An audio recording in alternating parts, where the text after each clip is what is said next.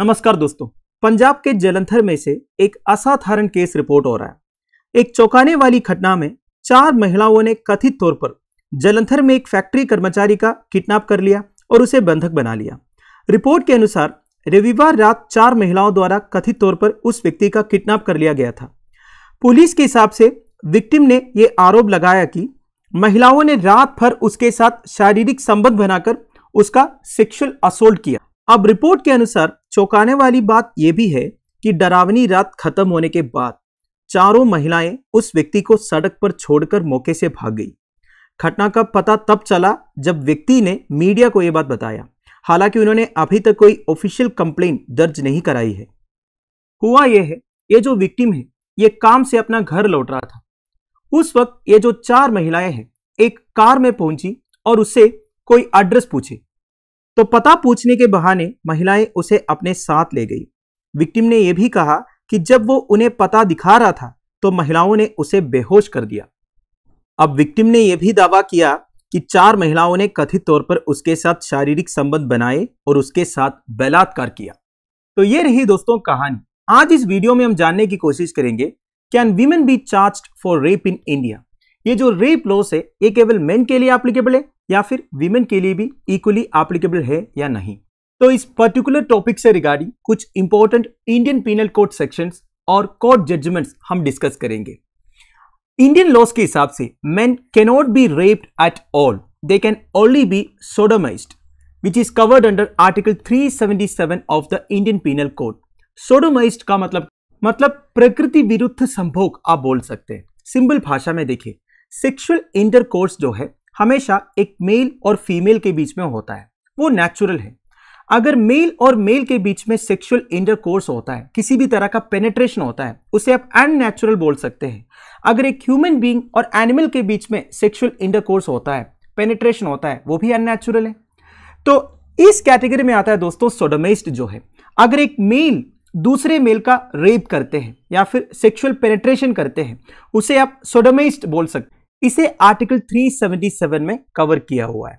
आप सबको पता होगा 2018 तक आर्टिकल 377 कंसेंसुअल होमोसेक्सुअल सेक्स को भी क्रिमिनलाइज किया था। बेसिकली मेल और मेल के बीच में अगर कंसेंट के साथ भी सेक्सुअल पेनिट्रेशन होता है वो एक क्रिमिनल ऑफेंस था। पर 2018 सितंबर 6 को एक हिस्टोरिक वर्डिक्ट के थ्रू सुप्रीम कोर्ट आर्टिकल 377 को स्ट्रक डाउन किया था। तो अभी के हिसाब से कंसेंसुअल होमोसेक्सुअल सेक्स एक क्रिमिनल ऑफेंस नहीं है। तो हमारे देश में लीगल डेफिनेशंस ऑफ रेप में मेन जो है उनके साथ रेप नहीं हो सकता, उन्हें केवल सोडोमाइज किया जा सकता है। और डिटेल में मैं आपको समझाता हूं। और एक सेक्शन है दोस्तों इंडियन पीनल कोड का, section 375। This is very important. Section 375 of the Indian penal code rape को डिफाइन करता है। क्या लिखा है? Rape is sexual intercourse with a woman against her will without her consent by coercion, misrepresentation or fraud, or at a time when she has been intoxicated or duped or is of unsound mental health, and in any case if she is under 18 years of age। तो rape मतलब क्या होता है? Women के साथ sexual intercourse होना चाहिए उनके कंसेंट के बिना। अब ये जो कंसेंट है उसका भी डेफिनेशन है। ऐसा नहीं एक वुमेन को इंटॉक्सिकेट करने के बाद कंसेंट लिया गया, या फिर एक वुमेन अनसाउंड मेंटल हेल्थ का है, और in any case if she is under 18 years of age, 18 साल के नीचे एक लेडी उनके कंसेंट के साथ भी उसके साथ कोई सेक्सुअल इंटरकोर्स करते हैं, उसे रेप में काउंट किया जाएगा। अब इसमें आपको और एक इंपॉर्टेंट पॉइंट समझना है। Marital rape is an exception to giving consent as it is not a crime under the Indian Penal Code as long as the woman is above 18 years of age। शादी करने के बाद अगर एक husband consent के बिना अपनी wife के साथ सेक्सुअल इंटरकोर्स करते हैं तो ये एक क्रिमिनल ऑफेंस नहीं है। इसके रिगार्डिंग ऑलरेडी एक केस सुप्रीम कोर्ट में पेंडिंग है दोस्तों, अभी तक जजमेंट आया नहीं है। बेसिकली मैरिटल रेप को भी क्रिमिनलाइज करना करके एक प्ली ऑलरेडी सुप्रीम कोर्ट में फाइल किया हुआ है। पर अभी के हिसाब से मैरिटल रेप जो है एक क्रिमिनल ऑफेंस नहीं है अगर वाइफ 18 साल के ऊपर है। वैसे आपको मैं और एक बात बताऊं, रिसेंटली सुप्रीम कोर्ट का एक जजमेंट आया था, उसमें उन्होंने रेप का डेफिनेशन में मैरिटल रेप भी इंक्लूड किया था। तो आप ये बोल सकते हैं सुप्रीम कोर्ट ने एक हिंट दिया है कि मैरिटल रेप भी रेप का डेफिनेशन में आएगा, पर एग्जैक्टली मैरिटल रेप को क्रिमिनलाइज करना करके एक केस ऑलरेडी सुप्रीम कोर्ट में पेंडिंग है। उसका जजमेंट आने से यह क्लियर हो जाएगा मैरिटल रेप का डेफिनेशन में आएगा या नहीं आएगा। आप ही के हिसाब से हमारे इंडियन पीनल कोड में marital rape is an exception to giving consent as it is not a crime. तो आपको इधर क्या समझना है, section 375 of the Indian penal code में जो रेप को डिफाइन किया है उसमें sexual intercourse with a woman लिखा हुआ है, मैन नहीं है। इस टॉपिक को और क्लियर समझने के लिए मैं आपको एक पुराना केस बताऊंगा, द क्यूरियस केस ऑफ प्रिया पटेल। प्रिया पटेल पर उसके पति भानु प्रताप पटेल के साथ गैंग रेप का आरोप लगाया गया था।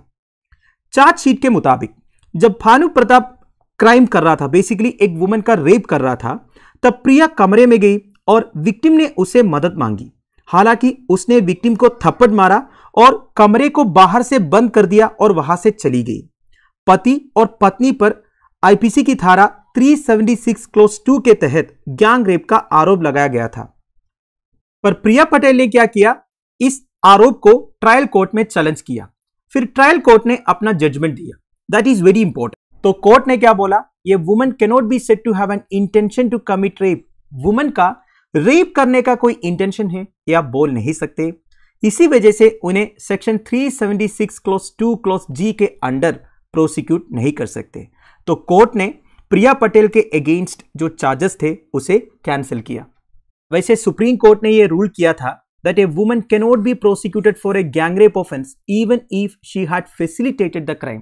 प्रिया पटेल का ही केस देखिए, प्रिया पटेल ने एक्चुअली रेप नहीं किया था, पर देखिए ऑफेंडर का हेल्प किया।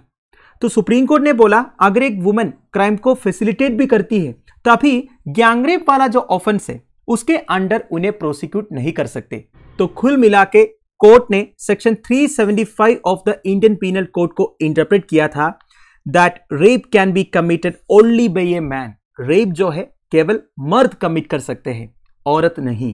तो प्रिया पटेल वाला केस के बाद काफी सारे एक्सपर्ट्स ने ये बोला था हमारे रेप लॉस को जेंडर न्यूट्रल बनाने की जरूरत है।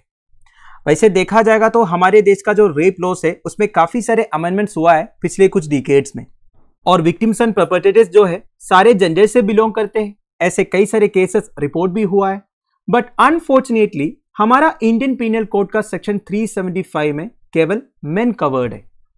आजकल काफी सारे कंट्रीज में gender neutral rape loss observe हो रहा है, तो अभी टाइम आया है इंडिया का भी रेप लॉस को अमेंड करके विक्टिम्स की कैटेगरी में मेन एंड वीमेन दोनों को इंक्लूड करने का।